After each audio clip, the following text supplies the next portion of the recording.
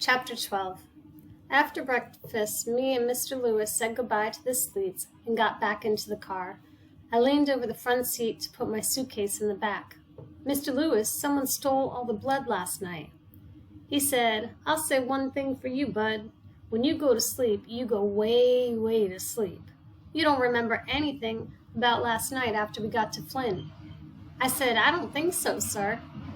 After you so rudely fell asleep on me, we dropped the blood off at Hurley Hospital. Then I gassed up. Then I got in touch with your daddy to let him know you were all right." "Uh-oh." "What did he say, sir?" "I didn't call him. I sent a telegram to the log cabin. He still owns that club, doesn't he?" "Yes, sir." "Good." Lefty Lewis leaned over and reached in the glove box of the car. He pulled out a flimsy piece of yellow paper and handed it to me. Across the top of the paper, it said in big letters, Western Union. Underneath that, it said, HEC stop, Bud OK in Flint stop at 4309 North Street, stop, return 8 p.m. Wednesday, stop, Lefty, stop. Man, I'll bet Herman E. Calloway was just as confused by this message as I was. I said, "What does this mean, sir?" Lefty Lewis said, "When you send a telegram, the more letters you use, the more money you have to pay. So you try to keep your messages as short as you can. Here, let me see." I handed him the paper. He said, "Okay, HEC, that stands for your dad, Herman E. Calloway. Bud OK in Flint. That lets him know how far you got and that you're safe. And you did get pretty far, Bud. Maybe he won't be too hard on you when he sees how resourceful you were at running away. I know I'd have been darn proud of one of my kids if they'd have gotten that far, but I used to offer them money to run and they'd never take it."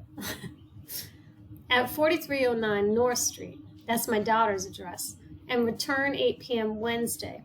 That lets him know I'm bringing you home by 8 tonight. I said, "What are all those stops, sir?" He said, "That's the telegram office's way of saying period. It just means that the sentence is over." Lefty Lewis spent most of the day doing errands all around Flint. He made me promise to wait in the car for him. I was good and happy when he said, "That's it, Bud. Time to head home." We drove past that sign that said "Welcome to Flint" on one side when he looked up and said, "Uh-oh." Suddenly, a siren went off, sounded like it was in the back seat of the car. I raised my head up to look over the seat, out the back window.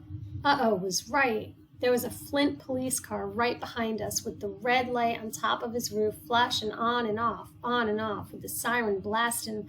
They'd found me.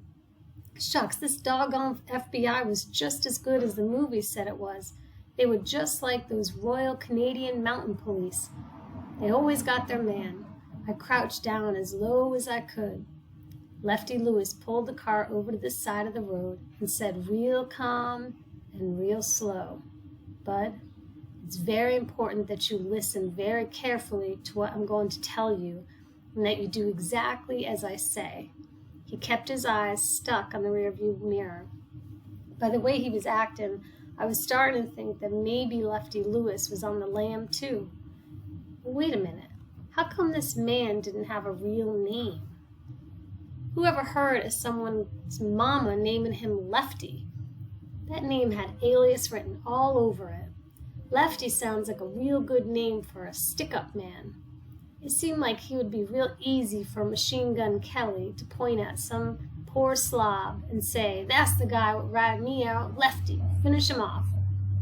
And what he just said about listening carefully and doing exactly what he said was number 8 of Bud Caldwell's Rules and Things to have a funner life and make a better liar out of yourself. Rules and Things number 8. Whenever an adult tells you to listen carefully and talks to you in a real calm voice, do not listen. Run as fast as you can because something real terrible is just around the corner, especially if the cops are chasing you. I stared at Lefty Lewis, keeping my fingers crossed that the next thing he said wouldn't be, "You'll never take us alive, copper." Instead, he said, "Bud, are you listening, Bud?" I had to play along until I got a chance to make a break. I said, "Yes, sir." "Attaboy. First, close your mouth." "Good. Now I want you to take the box that is next to me and quickly put it all the way beneath your seat." I picked up a box that was about the size of a big, thick book and slid it under my seat. Lefty Lewis said, "Good boy. Now stay put and don't say anything." He winked at me and said, "Don't worry, it's all right." He opened his door and walked back to the police car. I tried to decide what to do. If I made a break for it, I was sure the coppers would plug me, but maybe Lefty Lewis would wrestle the gun away before they got a good shot off. Or maybe, just maybe, Lefty Lewis would take a bullet for me. Okay, I told myself, I'm going to count to 10 when I'm going to reach into the back seat, snatch my suitcase, and book out for these buildings. 1, 2, 3, 4, 5, 6, 7, 8, 9, 10. Okay, I'm going to count to 10 again. 1, 2, 3, 4, 5, 6, 7, 8, 9, 10. Okay, this time I'm really going to grab that doggone. The cop and Lefty Lewis were standing at the door. The cop said, "I want to take a look in the trunk." Him and Mr. Lewis went around to the back, and the trunk opened, and I heard someone rumbling around in it. I heard a loud bang and nearly jumped out of my seat. Whew, it was only Mr. Lewis closing the trunk. They walked back to the driver's door. The policeman looked in the back seat and said, "What's in the suitcase?" Mr. Lewis said, "Those are Bud's things. He was visiting here in Flint, and I'm taking him home to Grand Rapids." The policeman looked at me and said, "Oh, your grandson, huh? You two look just alike." Lefty Lewis said, "Why, thank you, officer. I always thought the boy was unusually handsome." The cop didn't have a good sense of humor. He said, "All right, you're free to go. We can't be too careful. I don't know if you heard, but we're having a lot of trouble in the factories here. We've been stopping all cars we don't recognize. There have been reports that some more of those stinking labor unions might be sneaking up here from Detroit." Mr. Lewis said, "You don't say." The cop said, "Drive carefully," and he touched the brim of his hat the way a cowboy in the moving pictures does. Lefty Lewis got in the car, started it, and we pulled back out on the highway. He made a scary face at me and said, "Bud, this has really been a couple of lucky days for you. First, I saved you from being eaten by some vampires in Owasso. Then you seem to have survived my daughter's pancakes. And finally, that police officer saves you from the feared and loathsome labor organizers of Detroit. You are truly blessed." And Lefty Lewis was back to acting normal, but I kept wondering what was in the box he didn't want the cop to see. I said, "What's a labor organizer, sir?" Mr. Lewis said, "In Flint, they are people who are trying to get unions in the automobile factories." Before I had a chance to get my next question in, Lefty Lewis said, "I'm going to save your breath for you, Bud. I'll bet the next thing out of your mouth was going to be, 'What's a union?' right?" "Yes, sir." "A union is like a family. It's when a group of workers get together and try to make things better for themselves and their children." "That's all, sir?" "That's all." "Then why are the cops after them?" "That's a very good question. Look in that box you put under your seat." I pulled the box out and put it in my lap and looked over at Lefty Lewis. He looked back at me and checked the rearview mirror. "Go ahead." I stopped for a second. Maybe there was a loaded and cocked pistol hiding in the box. Maybe Lefty Lewis would have shot it out with the cop if he'd tried to take us to jail. I started raising the top off the box, and just as I was about to get it open, Lefty Lewis moved a lot faster than you'd think somebody's old granddad could and slapped his hand on top of it, closing it back tight. Uh-oh, maybe this was loot from a bank that him and Al Capone had knocked over.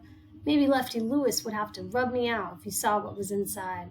Maybe if I looked, I'd know too much. He said, "Before you look, Bud, you've got to understand that what's in there is very dangerous." I said, "Well, sir, I really don't think I need to see it, sir.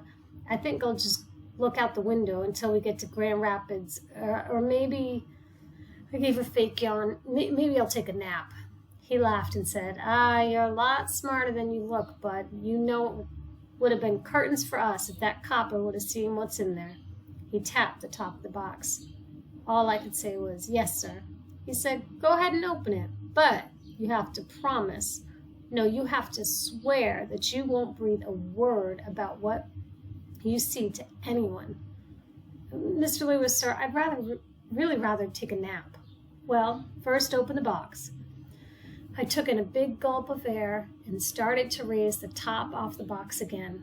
Lefty Lewis yelled, "Bud!" I jumped so high I nearly banged my head on the roof of the car. I yelled back, "Yes, sir." "I didn't hear you swear to keep your lips locked." Shucks, Mr. Lewis, I swear, but I'd feel a lot better if I could take a doggone nap." I snatched the top off the box and got ready to be scared to death. It was just some paper with writing on it. Maybe the pistol or the loot was under all this paper. I kept lifting paper until I got to the bottom of the box. Nothing. I looked at Lefty Lewis. He said, "I warned you, pretty dangerous, isn't it?" I must have missed something. I went through the box again. "How's some paper dangerous, sir?" "Read it." I took one of the papers out. It said, "Attention railroad workers. The newly formed Grand Rapids branch of the Brotherhood of Pullman Porters will be holding an informational meeting on Wednesday, July 23rd, 1936. All interested parties, please come to 2345 Cold Brook at 9. Refreshments will be served.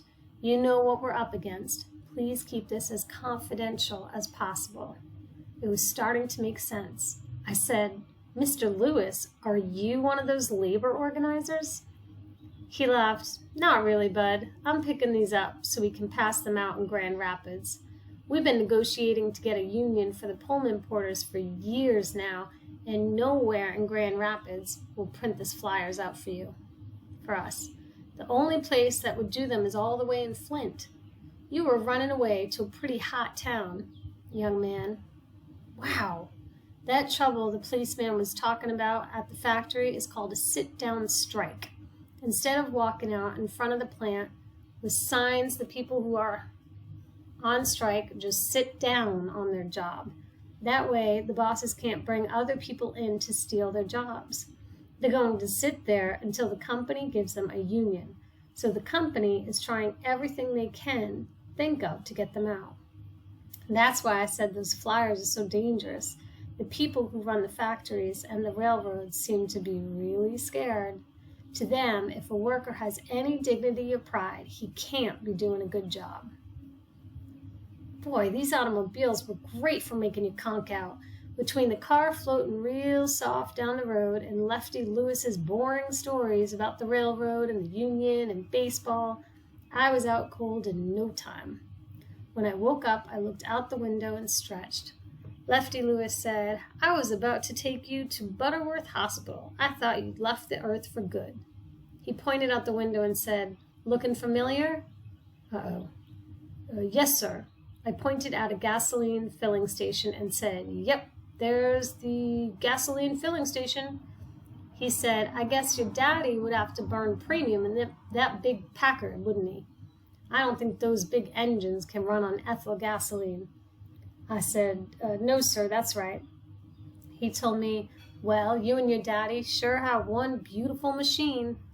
I was getting real nervous, but I said, "Thank you, sir." We turned another corner, and my heart started jumping around in my stomach. Halfway down the street was a building that looked like it was made out of giant chopped-down trees. The log cabin. Uh-oh. Right outside the place was a sign that said, "Appearing Friday through Sunday in July, Herman E. Calloway and the Nubian Knights of the New Deal." My father had joined a new band. Lefty Lewis pulled up next to a car that was as long as a big boat. He said, there's the Packard. He's here. I had to think real fast. I couldn't let Mr. Lewis and Herman E. Calloway talk to each other. If they did, I'd be on the first thing smoking back to Flint. And besides, I felt kind of bad about lying to Mr. Lewis. I wished I didn't have to. Lefty Lewis cut the car off and pulled the key out of the dashboard.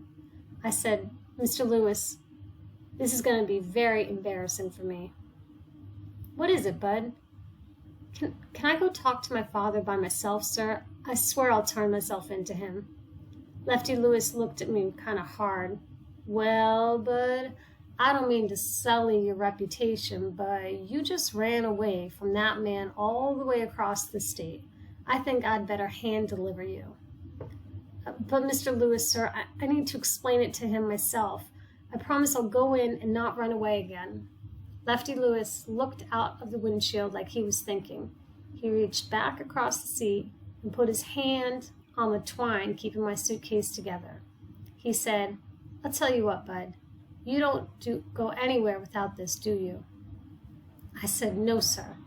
Okay, here's the deal. I'll give you, he looked at his wristwatch, 5 minutes to talk to your dad alone. If you're not back by then, I'll bring your bag in for you. It wasn't great, but it would have to do. Besides, it gave me some more time to think. Please promise that you won't look inside of it, sir. He raised his hands. You've got my word. I got out of the car and walked to the front of the log cabin. The doors looked like they were made out of chopped down trees, just like the rest of the building. I looked back at Lefty Lewis, and he was still watching, so I opened one of the doors. I knew it was one of those doors that Mama had been talking about. I walked in to see what was going to happen. Shucks, there was another set of regular doors inside. The front door closed behind me, and I was in the dark. I tried the other door, and it came open, but I didn't push it all the way in. I waited, then went back out to get my bag. I walked over to the driver's side of Lefty Lewis's car, smiled, and said, Thank you very much, sir. He's in there. He was so glad to see me that I'm not even in a whole lot of trouble. He's real busy right now and told me to tell you thank you very much and that he'd get a hold of you. Lefty Lewis smiled too. Well, he might be happy now, but if I know anything about your daddy, I expect you're going to be having problems sitting down before this night's over. Now I know he's going to tell you this, but I got to add my 2 cents. Son, there just aren't too many places a young Negro boy should be traveling by himself, especially not clear across Michigan. There are folks in the state that make your average Ku Kluxer look like John Brown. You know who John Brown was, sir? No, sir. That's all right. He's out there moldering somewhere. But the point is, you were very lucky this time. You got to be good and stay put. I know your dad's not the easiest man in the world, but believe me, he's mellowed a lot from when it was just him and your sister. The next time you're of a mind to do a little traveling, you come on down to the train station and ask for Lefty Lewis first. I won't tell anyone, but we need to talk before you set out on your own again. Lefty Lewis. Think you can remember that name? Lefty Lewis. Well, at least he was using the alias all over and not just with me and his family in Flint. He handed my bag out the window. Okay, get back on in there and tell your daddy I said hello. Thank you, Mr. Lewis. I stood waving until the big car turned out into the street. I sucked in a jumbo gulp of air and opened the front door again. This time I pushed the second set of doors open and walked in. It was dark, but I could see that there were 6 men sitting in a circle on a little stage at the other end of the room. One of them was white. 5 of the men had their eyes on the other guy. One of them had drumsticks in his hands and was leaned over softly, tapping out a rhythm on the wooden stage floor. 3 of them were drinking from bottles of pop, and one, a real old one, was using a rag to wipe the inside of a trumpet. The guy, who had to be my father, was sitting with his back to me wearing a hat. He was talking just like me, and it didn't take much listening to tell he was lying, or at least he was doing some real good exaggerating just like I do. That was all the proof I needed. His voice was a lot rougher and more tired sounding than I thought it would be. He leaned back in his chair. That's right. After I won the Golden Gloves, no one couldn't tell me that I wasn't going to be a middleweight champ within 2-3 years tops. The drummer stopped tapping. Middleweight? What? This was so long ago, gravity wasn't as strong as it is now. Or did a pound just weigh less back then?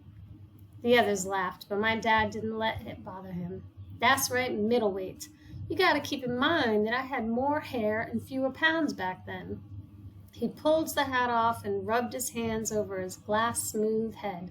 My dad shaved his hair. That was something I always wanted to do.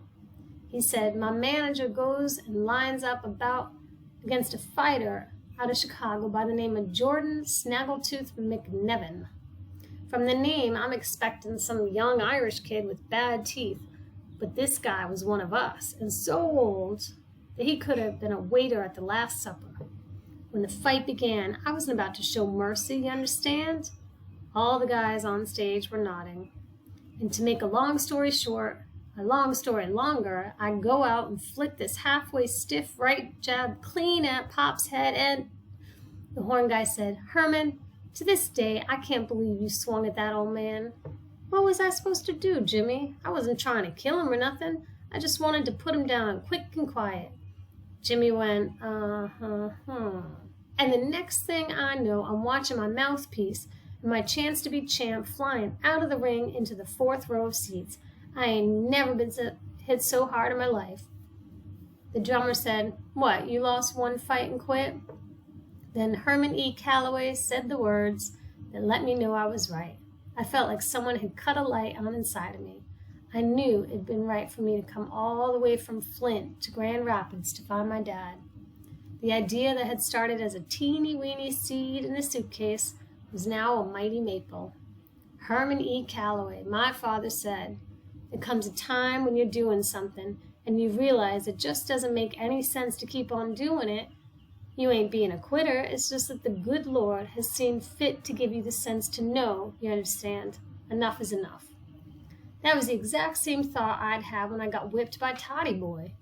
Only 2 folks with the same blood would think them just alike. I sucked in a big gulp of air, got a good grip on my suitcase, and walked into the light of the stage. The old horn guy, Jimmy, saw me first and said, I thought I heard that door open. Did Miss Thomas send your son? I just kept walking onto the stage. I had to see my father's face. I knew we'd look so much alike that the truth would hit him as hard as that snaggletooth guy had. Even Lefty Lewis said he could tell me and Herman E. Calloway were kin. He turned to see who Jimmy was talking to, and my mighty maple started shaking in the wind. My dad's face was old. My dad's face was real old. Just like this horn guy, maybe too old. But there was just too much proof that this was my father. He smiled at me. He had his arms crossed over a great big stomach with his head wiping rag hanging out of his right hand. The first thing my dad said to me was, Well, well, well, little man, what brings you here, Miss Thomas? I don't know any Miss Thomas, sir. So what are you doing here? He put his hand over his eyes to shield them from the stage lights and looked out into the dark part of the bar. I noticed how wrinkly my dad's hand was. Who brought you here? Your folks out there? No, sir. I'm here to meet my father. Jimmy said, Who's your daddy? Why did he tell you to meet him here? I kept looking at Herman E. Calloway. He didn't tell me to meet him here, sir. I come all the way from Flint to meet my daddy for the very first time. All the men looked over at the drummer. He stopped tapping. He said, Aw, man, look, this child ain't no kin of mine. What's your mama's name, boy? I said, You ain't my daddy. I pointed right at Herman E. Calloway's big belly. You know it's you. All the eyes jumped over on Herman E. Calloway. He quit smiling and looked at me a lot harder, like he was really noticing me. I knew if I was a regular kid, I'd be crying buckets of tears now. I didn't want these men to think I was a baby, so I was real glad that my eyes don't cry no more. My nose plugged up and a little growl came out of my mouth, but I kept my finger pointed, cleared my throat, and said, I know it's you.